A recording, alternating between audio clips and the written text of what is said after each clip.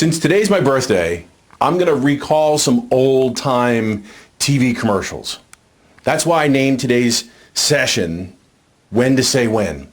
If you remember all the way back into the 70s and 80s, there were these commercials about knowing when to say when. Now, the beer commercials would tell you, when to say when to not drink anymore, when to stop drinking, things like that. Well, today, it's the same exact story and message. You see, today what I want to do is I want to talk about when to say when. And I'm going to show you by using the facts and actual clips and references of exactly what you need to do to use the ABN, the Advanced Beneficiary Notice of Non-Coverage, correctly every time. Now, the first thing I want to talk to you about is this: X-rays. You go, what do you mean X-rays? Yeah, exactly, X-rays. Now, the reason why I say X-rays is because this. When I go to doctors' offices to go ahead and help them with getting everything all squared away and set up compliance-wise in their office, what I get is this: hey, doc, can you do me a favor? Can you look at this X-ray here and tell me what you think you see? See, I just really laugh. The reason being is simply this. Yeah. You see, I haven't looked at X-rays in so long. If you came to me and said, hey, John, what is on this X-ray? I'd say, chicken bone. Like, no, it's the cervical spine. I go, no, I see a chicken bone. Now, why would I say that? Now, I would say that because, I don't look at X-rays anymore. So I've lost that ability to sit there and read X-rays over and over and over and find all the little details. Now, what's funny is you have the same thing going on too. You see, you rely on your friend or what you've heard or some other things that you may have seen in the past to be able to figure out, why and when you should be using this ABN form, or you took a class and someone said you need some stupid form or something ridiculous. But today, what I'm going to do is this. I'm going to show you exactly what's required, because how I learned it was by actually reading the exact reference. And what I'm going to do is I'm going to show you clips of the PDFs of the government's requirements on how to use it. And then I'm going to show you some other things on how to be able to get past it. Because what I've found is that not only are there mistakes about when you should give it, there's mistakes on who you should be giving it to. So let's go ahead and get started. So let's see. First thing we want to talk about is this. We talk about our references. Now, our references are going to be two things. The first one is going to be the 2011 Advanced Beneficiary Notice of Non-Coverage, Part A and Part B from the Medicare Learning Network. And then we're going to talk about the change that took place in June of 2012. And we'll talk about the MedLearn Matters that was released in June of 2012. There's a couple changes in both of those that we need to talk about compared to what has been talked about in the past, or I've actually seen and heard taught, because yes, these forms are, 2, 3, 4 years old, but the difference is that they have changes compared to when people use the old ABN form, and these changes are still in effect today. So now that we know what reference we're going to use, what we need to really talk about is who we're giving it to. And yeah, this is her. Grandma, rock on out, yeah. Rock out, Grandma. You laugh because that's Grandma. And she's also this nice, sweet lady, and you love her, and she's so great until she feels she's been crossed. You see, a couple years ago, I had a client come to me and say, hey, you know what? I have a board complaint. Can you help me? Yeah, sure. What happened? And we find out that we had a Medicare patient complain to the state board that his services were, you ready? Expensive. Expensive? Don't you realize? Expensive is ridiculous. Why? Because after the adjustment, after the limiting charge, you're supposed to write off the difference, which he did. And then the rest of it, exams, therapies, and x-rays, he charged his normal fee, which is what you should be charging. And then all of a sudden, he complained to the board. And the board actually took the case. Now, granted, I've worked with him and it's been resolved, but here is the takeaway. This is your ABN for everything. And we're telling you now that it won't cover exams and x-rays and it won't cover wellness care. Just go ahead and sign it here. And because you don't have a secondary, just choose option number 2, and basically ran the patient through the process. Now, that's okay if you understand what the ABN is for. Now, the mistake that he made that was never really picked up by the board was that he totally screwed up using the ABN form 110%. even though that wasn't an issue, it's still something we need to use to be able to learn from. So what he ended up doing was getting totally resolved from the state board, but he learned a very, very big lesson. And here's what he learned. You see, what he learned was that when you charge certain amounts for exams, therapies, and x-rays, you have to make sure the patient understands exactly what their coverage is. You can't assume they know. And he felt, well, here's the ABN form. It says that, the patient's going to pay for X amount. And I know some of you are looking at this ABN form going, well, I don't see the big deal. And some of you are looking at it going, oh, it's all screwed up.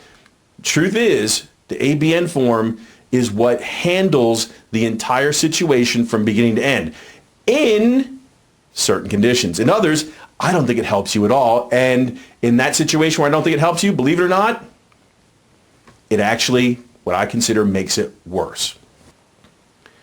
So when we look at what happened, he ended up having to do something which is even more painful than dealing with the board.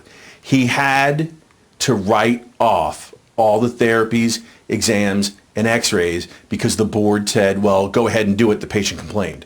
Now, I don't know about you, but I'm not really into the business of doing things for people and then billing them and then having the patient complain, oh, you were too expensive, and then having to write it off. Doesn't make any sense. My staff still wants to get paid. His staff still want to get paid. Didn't make any sense at all. But you know what? That's what happened. And that's what happens when I get phone calls over and over and over again.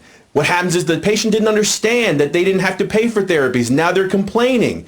And this is a process that's taking place over and over and over again. Over the last couple of years, I've had 21 cases of board complaints that I've helped doctors defend. 19 of the 21 were all financially motivated. Yeah, the patient felt they didn't owe the amount, the doctor billed them. Next thing that happens is that they call the board or they call the Better Business Bureau. And next thing you know, they're talking about getting an attorney to go ahead and sue the doctor and say that they don't owe the money. Now, in these cases where Medicare was involved, it was always about whether or not the patient owed money for exams, therapies, and x-rays because the doctor said, oh yeah, here's the ABN form, and then the patient didn't understand what they were signing, and that was a major, major headache. You see, so there's got to be a way around it. There's got to be a way to handle it. And what I found was there is. And that way is to understand exactly when you're supposed to give it, when you are not supposed to give it, and when it's your choice on what you should do. So let's go through the 3 things that you need to know when talking about these 3 types of services. Covered services, non-covered services, and excluded services. You see, the mistake is that people think, oh, well, it's covered or non-covered, right? No, and that's the reason why we have the biggest problem on the face of the earth when it comes to dealing with ABNs and covered services and non-covered services, and then the last one, excluded services. So we need to know what the differences are so we could actually explain to the patient the difference between all 3. But time out. Wait, stop. I thought, and I get this question all the time, I thought I just needed to get the ABN signed on day 1 and that was it, and I was done. Well, as the man Lee Corso says, not so fast, my friend. That's not exactly how it works. In fact, if you did, you'd end up in a situation kind of like this. And that's called utilizing the ABN with too much regularity. You see, this whole idea on routine notice prohibition is really all about, ready? Giving the ABN form too often or in situations when the patient's not supposed to get it. Now, here's the thing. If you read this correctly, you'll see healthcare providers and suppliers are prohibited from issuing ABNs on a routine basis, i.e. when there's no reasonable basis for Medicare to not cover the service. Providers and suppliers must be sure that there is a reasonable basis for non-coverage associated with the issuance of each ABN. Those are key words. Remember those. In fact, write this down. The only time you should be giving the ABN form to the patient where it's required is when the service is going to be non-covered. Remember that. We're going to go back to this. Some situations may require a higher volume of ABN issuance, and as long as there is proper evidence for ABN use, the provider will not have violated the routine notice prohibition. So what does that mean? That means you can't just routinely give the ABN to patients over and over and over again, like on day 1 and assume it covers everything. So like I said, you have to know what the references are. Now, let's talk about when you should give, when you should not give, and when it's your choice. You ready? Number one, when should you never, write down the word, never give the ABN to a patient? Now, there's one point in time where you're not supposed to do this, and that is when the service is medically necessary, meaning when the patient needs it because it's improving the patient's ability to function. Now, here's the issue. If we add it up piece by piece by piece, this is exactly what happens. The first thing we gotta look at is that we have to see if the service is medically necessary. The second thing we need to look at is that if it's medically necessary, it is considered to be a covered service. Make sense? If it's medically necessary, it's covered. Makes total sense, right? That means covered means they're going to pay for it. And then if it's medically necessary and covered, the only point in time in the chiropractic practice that these two things line up for chiropractors to be reimbursed from Medicare is this, and write this down, an adjustment given in active care. That's the only time that we're going to get paid for something. That's the only thing Medicare pays for in our offices. Therefore, what we have to understand is that the only service that is considered to be a covered service is an adjustment in active care. Right? So that makes total sense. Now, let's look at what this process looks like according to the rules. Now, the first thing we got to look at is, once again, from this MedLearn Matters article, it says in here, medical necessity is defined as services that are reasonable and necessary for the diagnosis or treatment of an illness or injury or to improve the functioning of a malformed body member and are not excluded under another provision of the Medicare program. Now, what's the key word in there? The key word is excluded. Now, I know you sat there and said, well, I don't understand. It's either covered or non-covered, right? You're going to pay for it or not pay for it. No. You see, in this passage, it talks about a covered service being medically necessary, which would really mean that a non-covered service would be a service that would not be medically necessary, and the only other service you can have is something that is excluded. Now, hold on to that. We're going to come back to that in a minute. Okay, so let's look at this graphic. In this graphic, you'll see that we have active care in the green and wellness care in the red. Now, the reason why the active care is only when the patient is improving is because the only thing they'll pay for is when the patient is improving and we're giving them adjustment when the patient's getting better. So if you look at this graph, percentage of improvement over time, you'll see as the patient improves, they'll pay for it. And they'll pay for only the adjustment. Now in this graphic, what happens is this. Very, very simple. We know that since they only cover adjustments, the ABN form is not given to the patient when they're improving. So there's no need to have an ABN form given to the patient at these times. And that would be during adjustments when the patient is improving, either in their first case or like in the graphic shows, the second time they come back. Now I know you're sitting there going, but wait a second, that doesn't make any sense. I thought I needed the ABN form all the time. No, remember, the ABN form is only when the patient's adjustments are not going to be medically necessary, which leads us to when to always give the ABN form. You see, when I was dealing with my client who didn't know this, what he was doing was he was giving these ABN forms at the wrong time. And because he didn't know this, the problem was that he confused the patient and they didn't know what they should be covering or didn't know what they should be paying for, and they were totally confused. So remember, the only time you're required, not required like filing your taxes, required to give an ABN form is when the patient has non-covered services, and that would be an adjustment when the services are not medically necessary. Okay, so let's look at the graphic. The first thing we have is we have a service that is not medically necessary, meaning adjustment and wellness care. The next thing is that when that service is not medically necessary, it is now a non-covered service. Now remember, in order for something to be non-covered, it had to be covered originally by Medicare, which means the adjustment and wellness care is now a non-covered service. Then from there, the only thing that can be a non-covered service in a chiropractic practice is a chiropractic adjustment given to the patient, you ready? In wellness care. Write this down.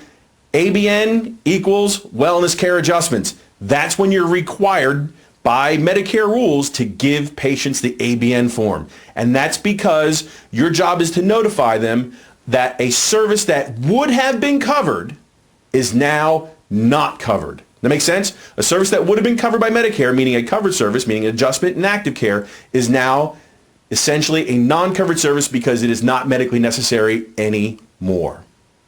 So, there you go. That's how it works. Simple, right? And you go, well, can I see some rules or some references on that? And I go, yeah, sure, here you go. So we look at the key points for all healthcare providers. We see a couple things. A, the provider supplier must issue the ABN to the beneficiary prior to providing care, meaning you give the ABN before the adjustment.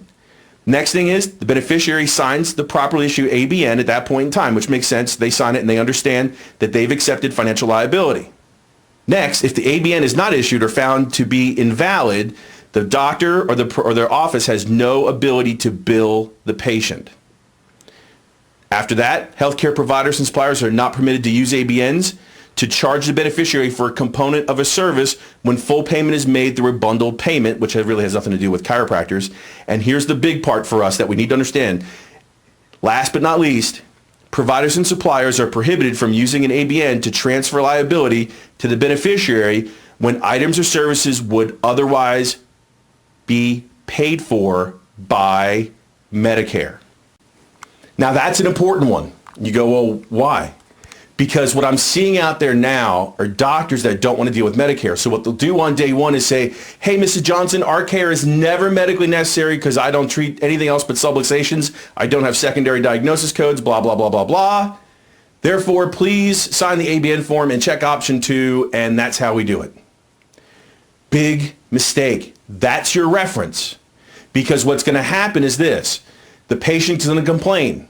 And then what's going to happen is the patient's going to ask Medicare to say, hey, listen, can you see why I never got paid for this? And they'll go, okay, fine. And they'll send you what's called an ADR, or an additional documentation request, and ask for those records. And they're allowed to have everything, including the visits given under the ABN form. At that point in time, the next thing you need to understand is if the patient's intake form talked about problems or functional losses or anything else like that, you're going to go down big. Don't fall to that. I know there are consultants out there teaching you, oh yeah, sure, no problem. Go right ahead, just have them sign the ABN form on day 1, check option 2 when you're done. That is not the case. If they have a functional loss, you're supposed to bill them. Please be careful. If the patient has active care, then treat them as active care. I know sometimes Medicare is a pain in the butt to deal with, but don't make this mistake. I've seen too many clients go down for this and then have the ABN forms, guess what? Revoked, and then the doctor at that point in time has to repay the patient for everything. And on top of that, if it's found to be happening all the time in your practice, remember, each time you see the patient and you have to charge them correctly, if you don't charge them correctly and you charge them cash and it should have been active care, the fine's $10,000 per incident. It isn't worth it. It isn't worth $10,000 fine to not bill Medicare for the first 6 or 8, 10 visits to show that the patient actually got to maximum medical improvement or stabilization of their active care condition. Next one is mandatory uses. Now the ABN says here its mandatory use is when an ABN must be given when Medicare is expected to deny payment, entirely or in part, for the items or services because it is not reasonable and necessary under Medicare program standards or because it is considered custodial care.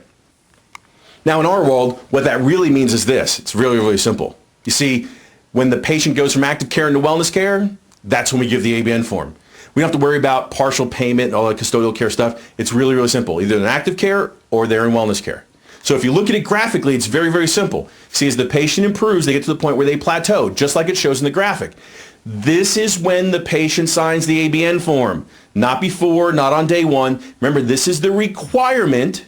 Requirement like what? Like filing your taxes. This is when you're required to file it. So if you look at the graphic, you'll see here, we start out with 98940 with an AT modifier and the 739.1 diagnosis.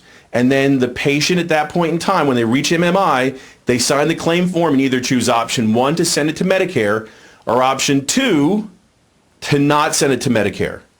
And either way, when you do that, the codes you use when they sign the ABN form are going to be whatever 98940 or 2 with the GA modifier, and the diagnosis maintains itself at 739.1. So that's when you use the ABN form. It's when the patient goes to wellness care, not before, not after. It's when they go to wellness care. So the last visit of active care, you go ahead and adjust them, you examine them, whatever, the whole thing. The next time they come in, before you adjust them, you give them the ABN form and you say, Mrs. Johnson, like we talked about last time when we discharge you from active care, today we go into wellness care, and today, like we talked about financially before, today starts your self-payment for adjustments that we were talking to you about originally. And that's how the ABN form gets used. Now, I know there are a couple other things, like how long you have to use it. So if we read this, what we'll see here is that the ABN says for an extended course of treatment, this is what the header says, a single ABN may be used or issued to cover an extended course of treatment if the ABN identifies all items or services and the duration of the period of treatment for which the healthcare provider or supplier, meaning the chiropractor, believes Medicare will not pay.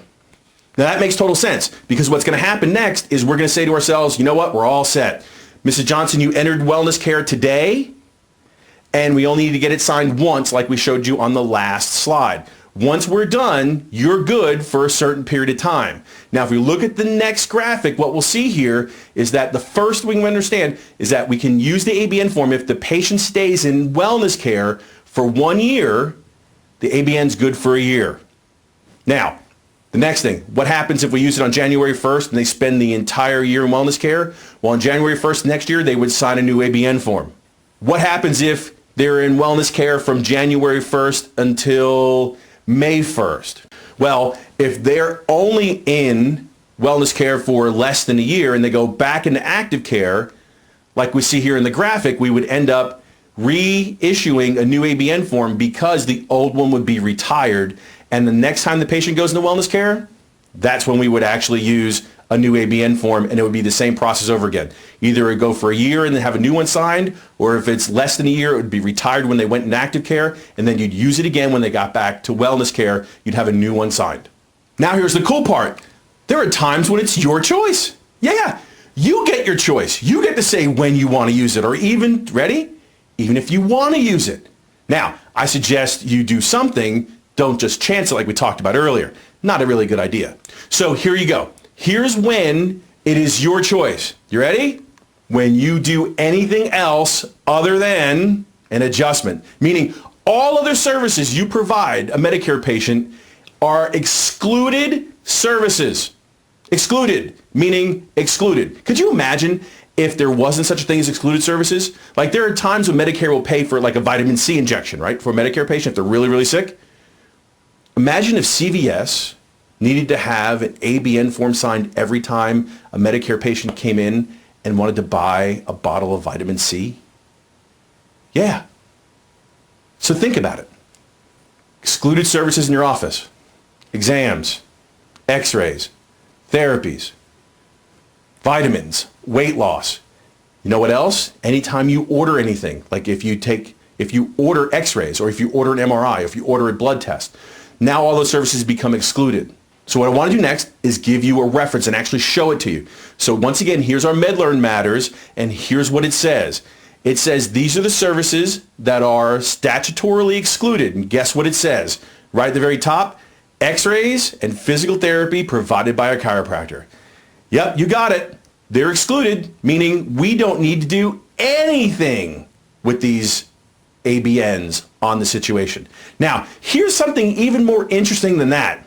If we look at the new changes from 2012, what we'll find is that it says something even more interesting than that. Now, what it says is, in voluntary ABN uses, ABN issuance is not required for care that is either statutory excluded, we understand that, meaning exams, therapies, and x-rays by a chiropractor, excluded from coverage under Medicare, or most care that fails to meet a technical benefit, has nothing to do with us, okay? However, it does state the ABN can be issued voluntarily. Now remember, voluntary means something very, very different than required. Now remember, taxes, that we just went through tax season, taxes are never ever voluntary. They're required. See the difference? So this is when you're not required to do it, but you can do it of your own goodwill, or if you want to do it to be nice to a patient, or if you want to give it to them voluntarily, this is when you give them a voluntary ABN. So let's continue reading. The voluntary ABN serves as a courtesy to the beneficiary in forewarning him or her of impending financial obligation. When an ABN is used as a voluntary notice, write this down, the beneficiary should not be asked to choose an option box or sign the notice.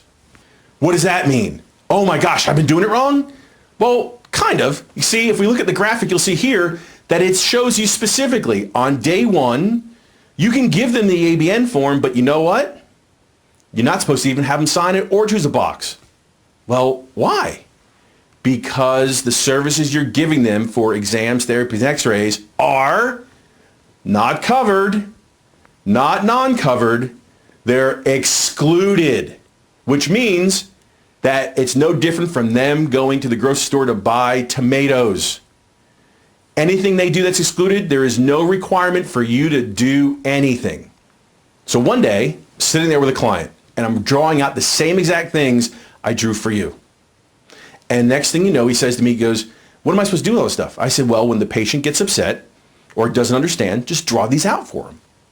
And he says to me, well, I don't want to do that.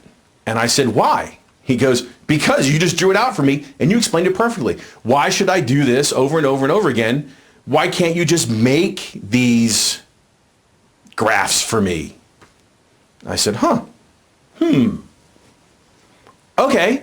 So I set out to go ahead and create something to give a Medicare patient on day one. And this is what we came up with. We came up with a way to not confuse patients, a way to get around the whole idea of giving them repeat ABNs. But the problem is when they get to wellness care, guess what happens? They say, hey, listen, didn't I already sign this form? And you go, well, yeah, kinda. And I go, I don't want to have to sign it again. Or I don't know why I signed it in the first place. See, there's a workaround. There's a way around this brick wall that we found, and I want to read it to you. It said, the provider or supplier is not required to adhere to the issuance guidelines for mandatory notice, as set forth above below, when using the ABN for voluntary notification. You say, well, what does that mean?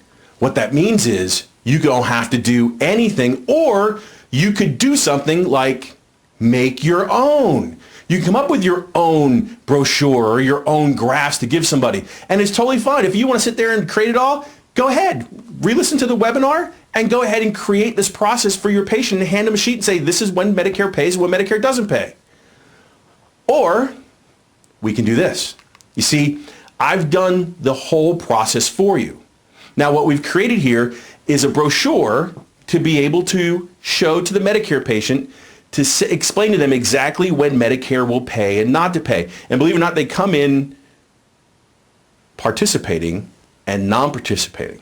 So here's a version of the non-participating brochure. And it explains exactly in here exactly what non-participating status means. And it also explains what your out-of-pocket expenses are for the patient very, very plainly. And if you look at the bottom, it actually gives them a reference. They can go in and type in, and it'll say, oh, okay, I get it.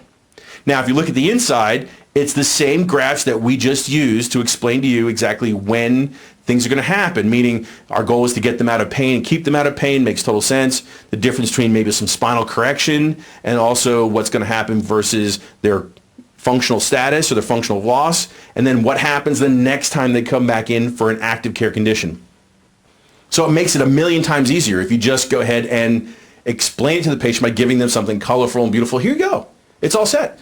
And then you could give it to them and they could have it and they could always look at it. You could always reference it later back when the patient comes in for the exchange from active care into wellness care, and the process is very, very simple. Now, like I said, there's many ways to handle it. You could give them the ABN form, but we know that doesn't work. Or you could give them something colorful. You could just make it on your own. It's totally cool. But the idea here is that you have the option to do what you like when you take the patient in on day one. So that's your ability to get out of using the ABN form. That way, when they sign it, when they go from active care into wellness care, it's the first time they see it and they know exactly what it's for. It makes total sense because when you gave them the brochure, they understood when they went to wellness care, they'd have to sign something and then would pay out of pocket. So it's a total setup to use the ABN form correctly when they go from active care into wellness care.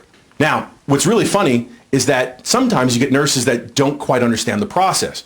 Now, I had a client once call me up and say, hey, John, I just had Medicare call me and they're kind of upset. And I said, why? He goes, oh, because they said I should have given the ABN form to a Medicare patient on day one for exams, therapies, and x-rays. And I'm like, really? Why? Well, I don't know. You just called me and said, hey, Dr. So-and-so, you need to do this. And he argued with me, and I had to pull these references out and show him, say, here's your references. That's totally incorrect. The Medicare nurse is totally wrong. He goes, well, what should I do? And I said, this is what you do. Go ahead, go back to the patient, show them all these references, then call your Medicare carrier, talk to the same nurse and go, hey, listen, by the way, it isn't just Dr. Davila, it's Dr. Davila chiropractor, and then read them these references. He did that, no problem.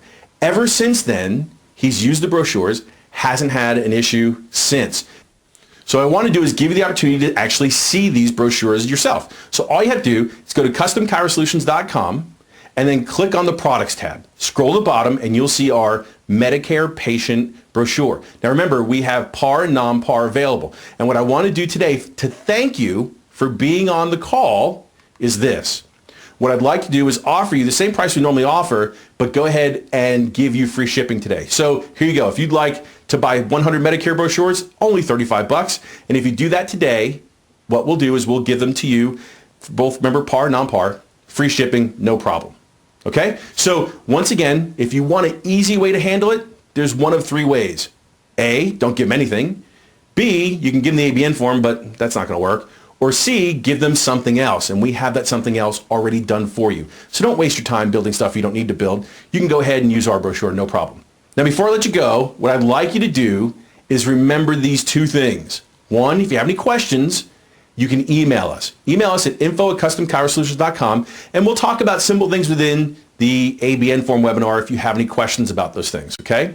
Now, what we also have the ability to do is we have the ability to help staff really train really in depth on these Medicare issues. And what we have is a Medicare training course. And if you'd like access to that or like to know about how to get access to that, go ahead and email us. Remember, info@customchirosolutions.com. Or even better, what I'd like to offer you as another gift just because you're here today is this. If you call us, 1-800-974-3479 and dial extension 2 and ask for Stacy, what we'll do is we'll offer you a free 30-minute practice assessment to see if you're doing everything with Medicare correctly. Because we have a lot of different tools that can help you fix a lot of Medicare problems before they turn into $10,000 fines. So once again, 800-974-3479 extension 2 and ask for Stacy. And by the way, thanks so much for being on the call today. I'm glad you had a chance to be with us. If you have any other questions, make sure you email us or just give us a call. Thanks everyone. Have a great day and we'll talk to you soon.